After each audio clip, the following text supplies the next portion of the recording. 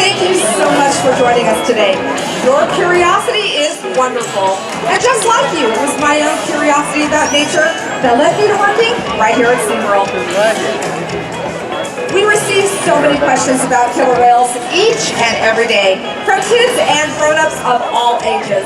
We gathered those questions and put them all together right here in this Killer Whales Up Close book to share with you today. Now we connected the book so that you can see everything up on the big screens. Now, if you're ready to get started, it's my privilege to introduce you to Mike. Thank you very much, Marcy. How's everybody doing today? Who's ready to meet some killer whales? All right, well, it's my privilege to introduce you to 4 of our 11 killer whales here right now. First up, we have our 27-year-old. She is our first baby Shamu ever born right here at SeaWorld San Diego. Right over here on your right-hand side, here is Orkid.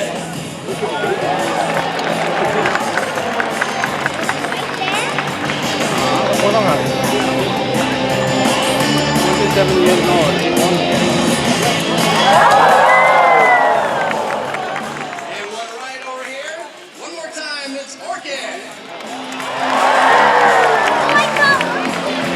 Next up, we have a 14-year-old male. He's one of the smartest and most intelligent animals that we have here at SeaWorld. He is Kasatka's son. You'll meet her in a minute. Everybody give it up to Nakai. And Kasatka's youngest son, doing a little perimeter swim right over here. He is 3 years old. This is Makani. And last but not least, the matriarch of our pod. She is the boss. She is the one in charge. Coming at you right here at the slide out, our matriarch. This is Kasatka.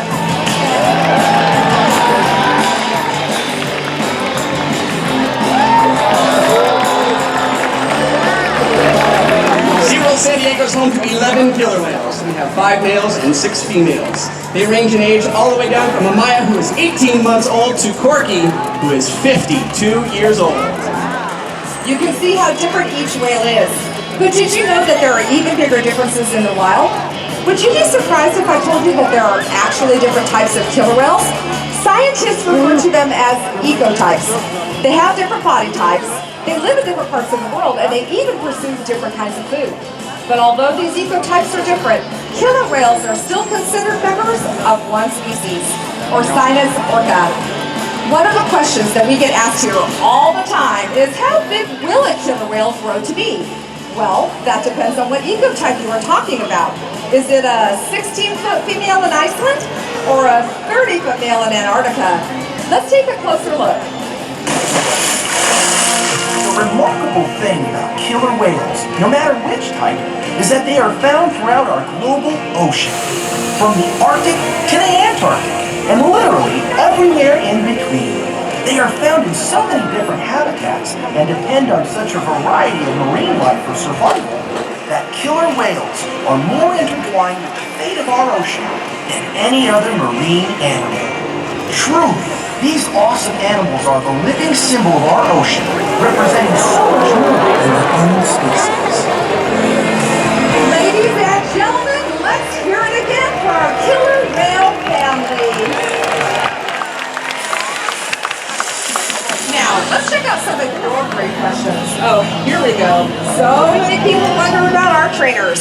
In fact, raise your hand if you ever wanted to be an animal trainer.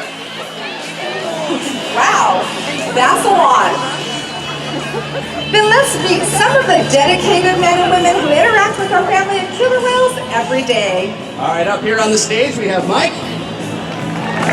Darling. Keeping an eye on the pool, we've got Tom and the safety tones. Once again, I'm Mike and Emily. Our team is so passionate about what they do here every day. And that makes me think of our next question. Oh, here we go. Do the trainers talk to whales? Well, I think I'm going to let you answer that one, Mike. Yeah, that is a great question. We do not talk to the whales like you and I talk to each other, but we have taught them different hand signals in order for us to communicate with them. Now, this develops strong relationships with the whales, and we use those strong relationships to answer important questions through research. Here at SeaWorld, we have a unique opportunity to conduct research about killer whales, asking important questions that can only be answered in a setting like this. So much of what we learn here is being used to help killer whales in the wild. Of course, there are other questions that can only be explored by studying whales in the ocean. By exploring questions both at SeaWorld and in the wild, our combined research gives all of us a better understanding of killer whales and the places they live. Now that's what I call working together. Research flowing in both directions, from our parks to the wild and back again. That way, everyone benefits. Now let's check out our next question. Perfect. This individual wonders why whales jump, and I just happen to have that emoji. You know, killer whales communicate in a lot of different ways. Sometimes they vocalize, and sometimes they use their bodies. A jump like that is called a breach, where they make a sound on top of the water. When a whale uses their body to slap the water, it creates a commotion, both above and below the surface.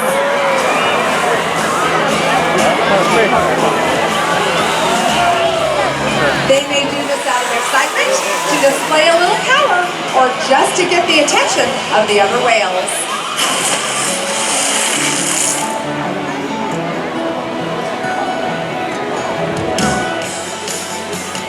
Earlier, we heard of Kalia's new calf, Amaya. SeaWorld social media fans actually helped to name her. Here at SeaWorld, we see newborn calves rely on their mothers for everything, from the very first moment of birth. As a calf grows and gains some independence, it is looked after by other whales in the pod too. They help the mother protect the calf, teach it survival skills, and show the calf how to romp and play. Killer whales live in family-like groups known as pods. Like human families, their pods can range in size, from just a handful of whales up to a few dozen.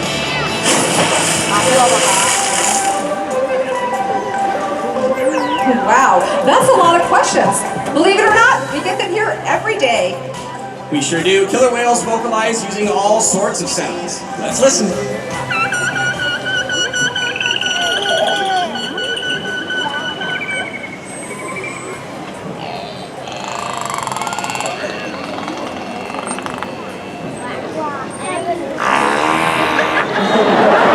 Each killer whale, each pod uses their own set of calls, their own unique dialect. But don't forget, they also use body language. Sometimes they blow bubbles, bump into each other, or even scratch each other with their teeth, causing something called rake marks. These are the multi-lined marks that you may see on the skin of some killer whales and dolphins.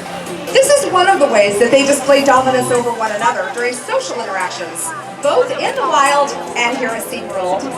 Well, we just learned that killer whales vocalize and use body language to communicate with each other. But how do we communicate with them? Through signals. Here at SeaWorld, we communicate with our whales, and we want the next generation to be able to do the same. All right, here comes my favorite part of the show, everybody. This is where we get two very lucky volunteers to come down. Over here on the right-hand side, we have Maya. Everybody wave hello to Maya. And on the left, we have Matthew. Now, you guys are going to get a chance to meet two new whales that we brought out. We brought out Corky, Ikaika, and Shouka. Now, Corky is that 52-year-old whale that I was telling you guys about. She is right over here on the left-hand side. Carly is over there with Shouka, and she's going to do a dance with Maya right now. Very nicely done. All right, now Matthew's going to get a chance to do another behavior. Oh, what is this? Look out. Oh no, okay, it's just a wave. Okay. Good job, Matthew. All right, Maya, what you got over here?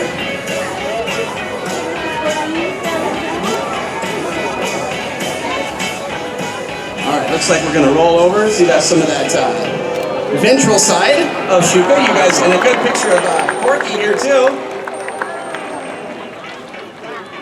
You guys can see their black and white coloration. All right, now Maya's going to do one more signal for Shouka. Okay, she's going to tap her legs very gently. Looks like Shouka has that signal. Look out, everybody. And Matthew's getting a shower, too. Oh, that's awesome. All right, great job to our volunteers, Matthew and Maya. We want to thank you guys very much for coming out today. We have a special whale tale $100 necklace for you. Hang on, Matthew, don't go anywhere yet. We've got a present for you. Maya's going to get hers as well. Thank you guys for helping us out today. Everybody, let's give it up one more time for Maya and Matthew. Let's check out our next question. Who takes care of you, Shamu? I love this question because it lets us give you a peek at how we care for these extraordinary animals. Well, Mike, is everybody ready? We are ready to go. All right, now the training that you guys are about to see is the most important training we do here at SeaWorld. This actually allows the whales to participate in their own health care. So you guys are going to see some of the husbandry behaviors that we do. Now, we can actually roll the whales over, ask them to roll over, and present their tail flukes. Now, they have a very thick vein that goes right along the edge of their tail flukes, and that is going to be a great spot where our veterinarians can come out and actually draw blood from the animals. So you can see Autumn and Ikaika up there. She's feeling around for that vein. She's going to find it, and the veterinarians can actually draw that blood. The blood will go back to the lab for analysis, and that'll be able to tell us exactly, hopefully, what is going on with the whales. Now, the slide-out behavior that you're going to see Shouka do right here, this is another very impressive behavior for you photographers, but this actually serves a great purpose as well. We have a giant scale in the back, and we weigh the whales at least once a week to make sure that they are growing properly. Now, the high-energy behaviors that you see here at SeaWorld and in the ocean not only are spectacular and they look amazing, but they also serve a great purpose. They keep the whales in excellent shape. So it looks like you're going to see Ikaika do a small jump in the corner of the pool. There he is. Now, keep your eyes peeled in the center of the pool for one of his spectacular behaviors. Here he comes.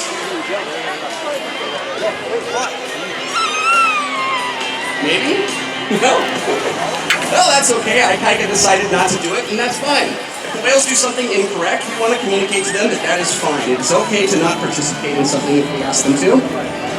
And we'll just go ahead and get them next time and see if they want to do something high energy. So that's some of the husbandry behaviors that we can ask the whales to participate in right here at SeaWorld. Great job, you guys. You know, Mike, I'm sure that some of our guests also wonder, how much does a killer whale need to eat to stay healthy? Well, just like you and I, killer whales have very different dietary needs. Baby Amaya, she's only about 18 months old. She's going to eat only about 35 pounds of fish every day because she's still nursing from her mom, Kalia. Now, Amaya's dad, Ulises, which hopefully you guys will meet in a couple minutes, he weighs almost 10,000 pounds. So he's going to eat a lot more fish. He's going to eat about 180 to 190 pounds of fish.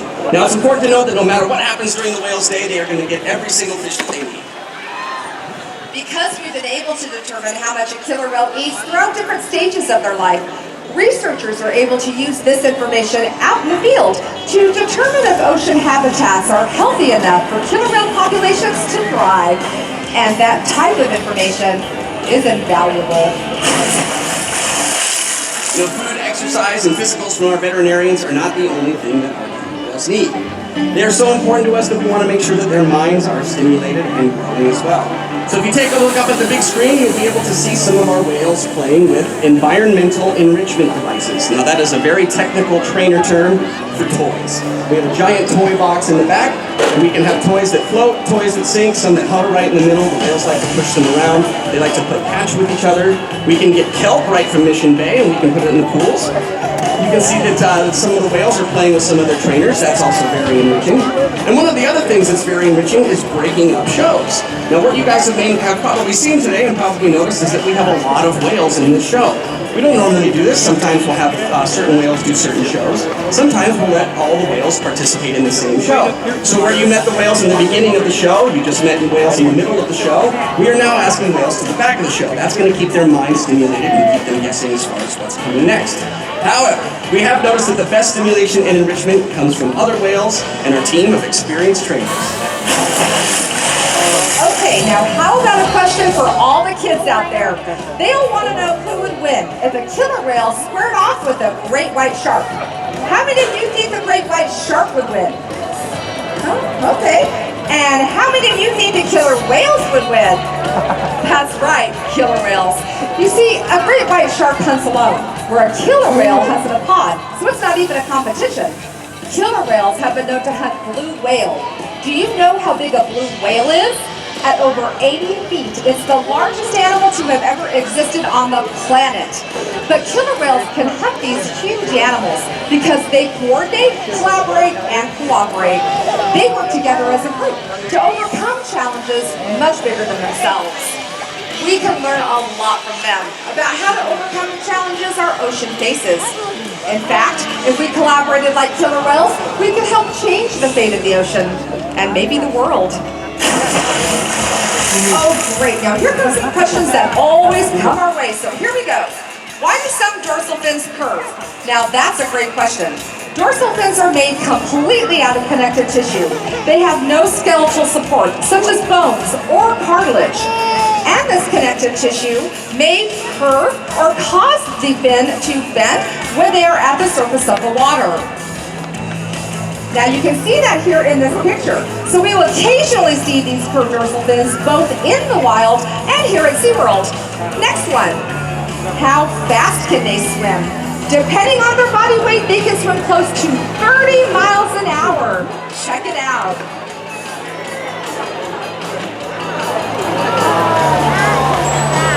Next one. How much water can their tails punch? Their tails, or flukes as they are called, are strong enough to fling a whole lot of water about halfway up those stands. Last one. If all the whales splashed all at once, could they get the whole audience wet? Well, maybe not the whole audience.